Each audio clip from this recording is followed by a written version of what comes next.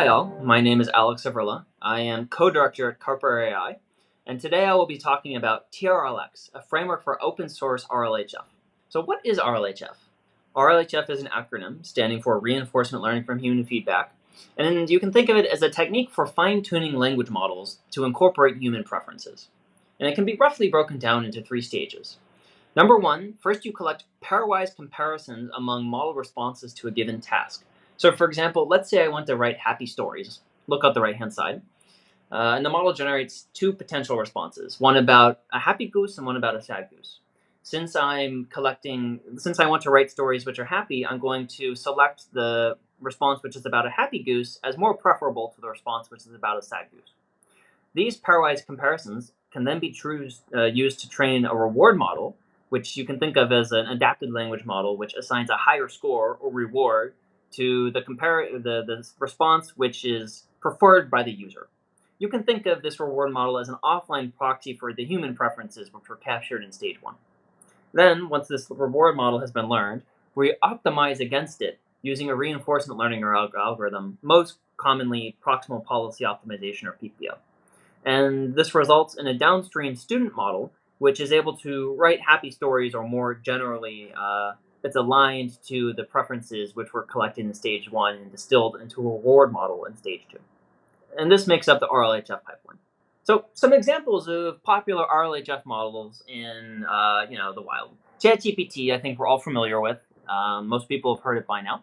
And this is an example of what we believe to be an RLHF model. It has been trained using reinforcement learning and optimized against a reward model which incorporates human preferences. However, there are other examples of RLHF models in the wild as well. So Anthropic AI, a competitor to ChatGPT, has their own model called Claude, which is trained in a similar way.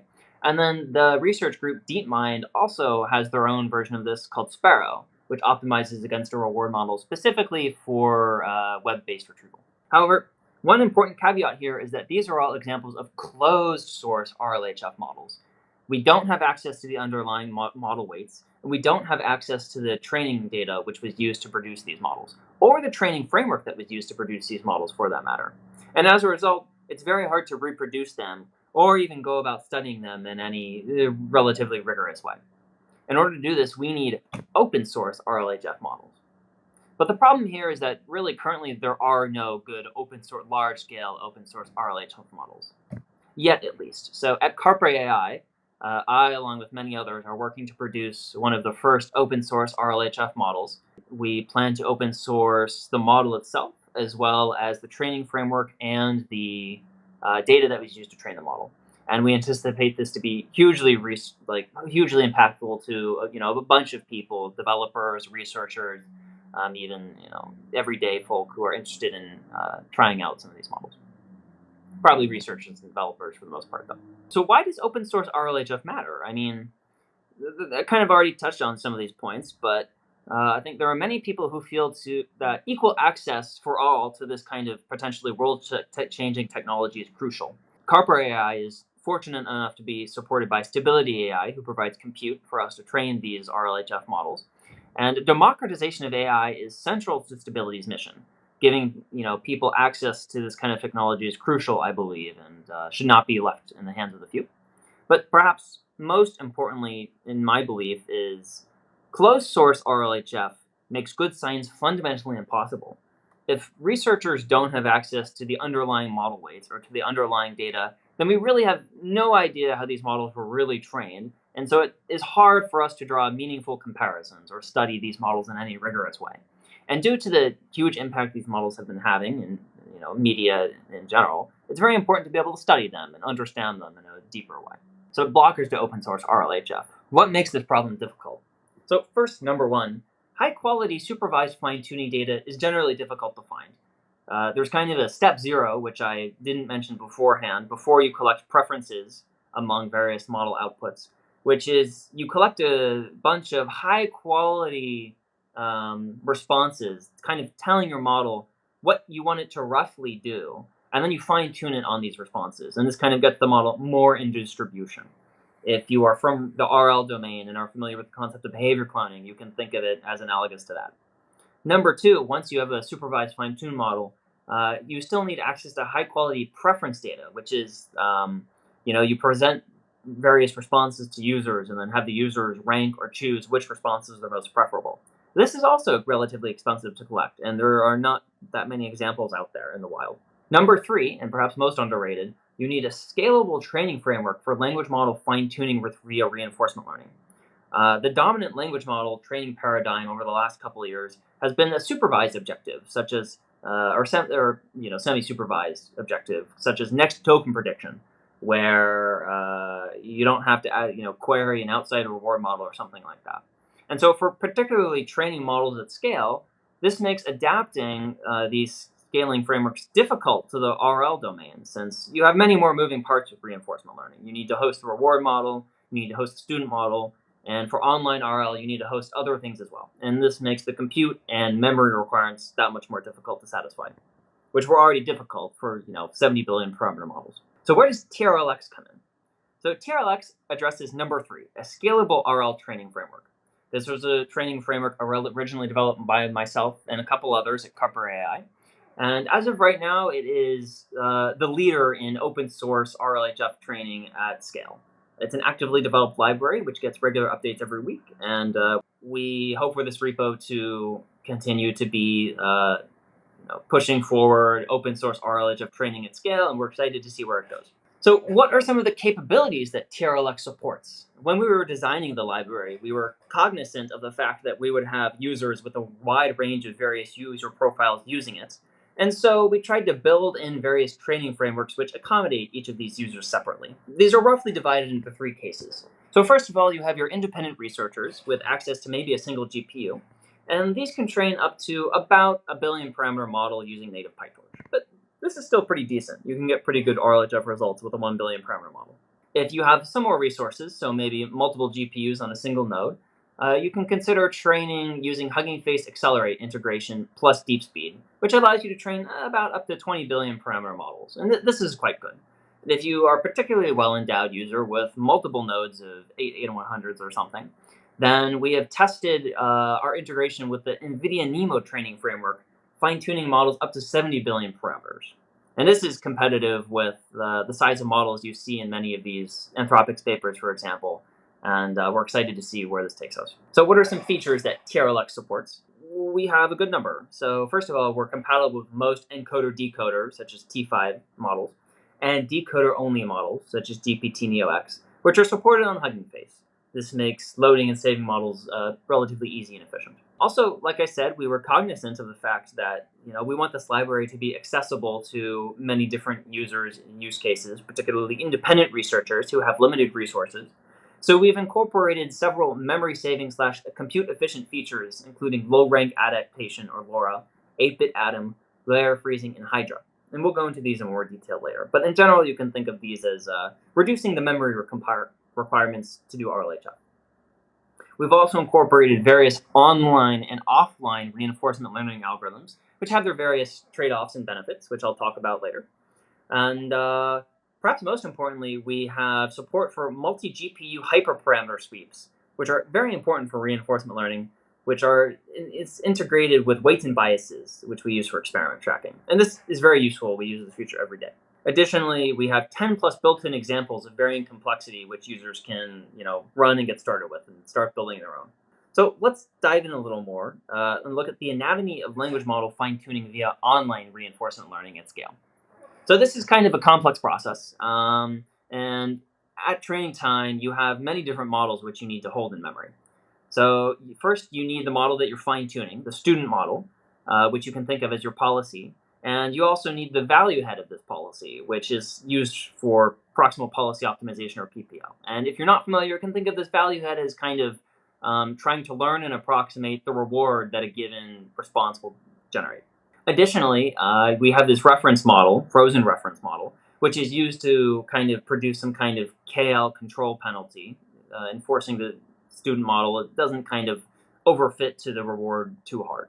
And additionally, we need to hold in memory the reward models themselves, which can be quite large. And so altogether, if you were to treat each of these models as separate, a value network separate from a student network, separate from a reference network, separate from a reward network, that's a high bar. It requires a lot of compute and a lot of memory.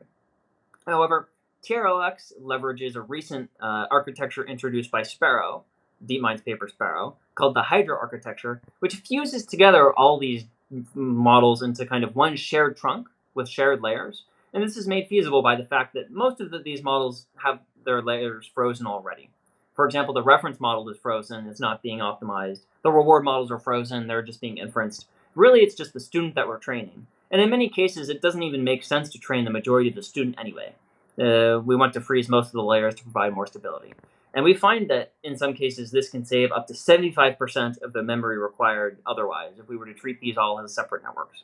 And this really makes it more accessible to all our different user groups, and we definitely recommend this feature. To demo the trlX library, let's do a warm-up. Let's say we're fine-tuning GPT-J, which is a 6 billion parameter model, to produce positive movie reviews. How would we do this? Well, we're going to use a reward model, which is DistillBird IMDb, 55 million parameters, and it's been trained to classify movie reviews into positive, negative sentiment. And then we're going to use proximal policy optimization, or PPO, which is an online RL algorithm. The environment we'll be training in is using 40 gigabyte 8 A100s, and we'll be using DeepSpeed 02 as our trainer. And what are the results? So we see that things look pretty good. After a couple hundred steps, the reward that we get is quite high. Note the reward from DistillBird is between 0 and 1. It is effectively just calculating the probability that the resulted text is positive or negative. And yeah, the reward looks stable, things increase quickly, life is good. Now, drawing your attention to the graphs on the right-hand side, we have the top, which is explore time, and we have the bottom, which is backward time. And these kind of represent the time that the algorithm takes to do the two main components of the, I guess, reinforcement learning training loop with language model. Explore time represents the time it takes to generate rollouts and allow the model to generate new experiences, which are then stored in a replay buffer and used at train time.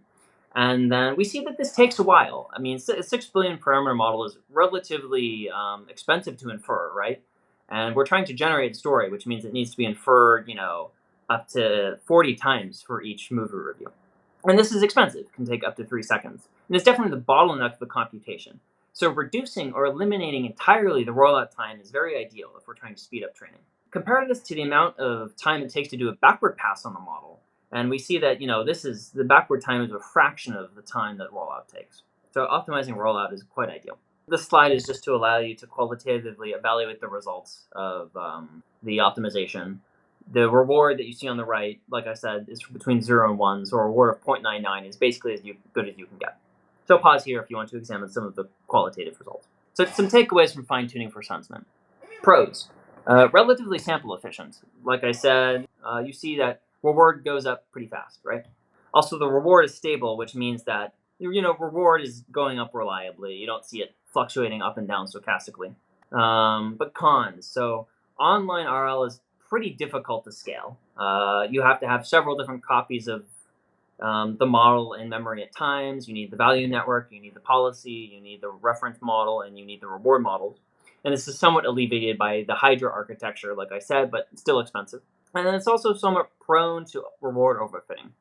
And what I mean when I say this is, if you look at a couple of these samples here, you notice that just even of these 6 samples, the first generated token is about music, right? And this is kind of representative of an underlying phenomena you will see, which is the more you optimize against a reward, the more overfit you will become, and the less diversity of generated text you will see.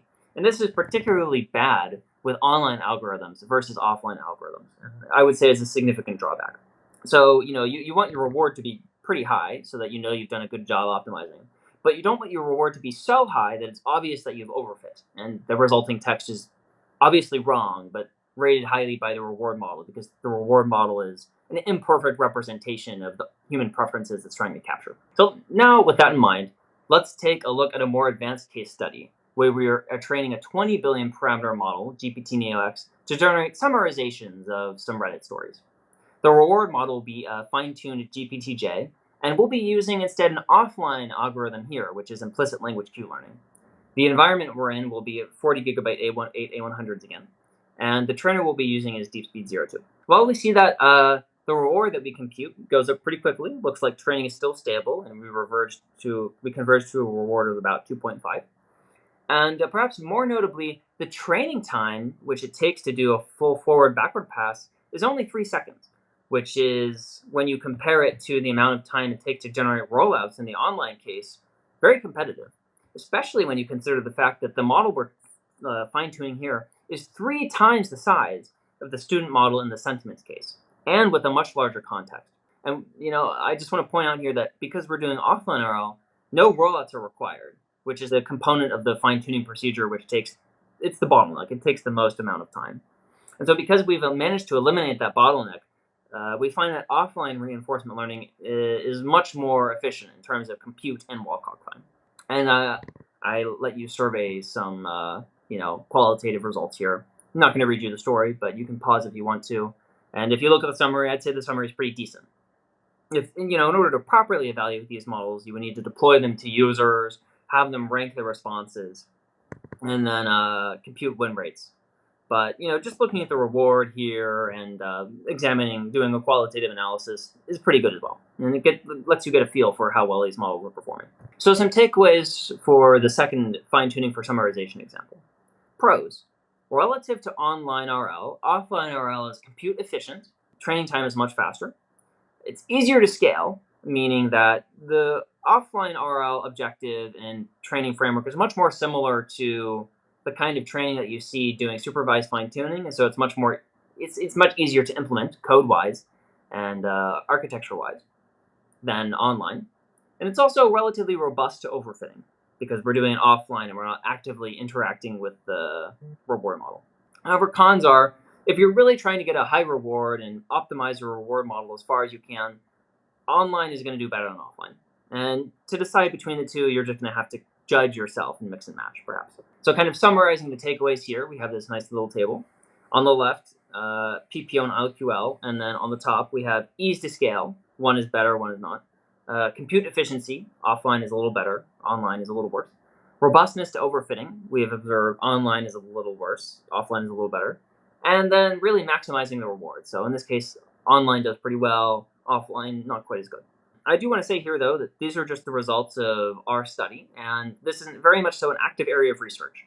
So, these could be domain-specific phenomena which we are discovering, and so I would definitely recommend doing your own experiments as well to get a sense of what works well. So, in conclusion, trlX provides a scalable, flexible framework for training models up to 70 billion parameters with reinforcement learning, an online and an offline trainer for various use cases in different scenarios, 10 plus examples of varying complexity ranging from beginner to research level, which users can get started with and start plugging in, and finally integration with weights and biases for experiment tracking and hyperparameter sweeps, which I again want to emphasize are crucial for reinforcement learning. Hyperparameters are quite finicky, and to get really the maximum performance, you need to do a thorough search space of your hyperparameters.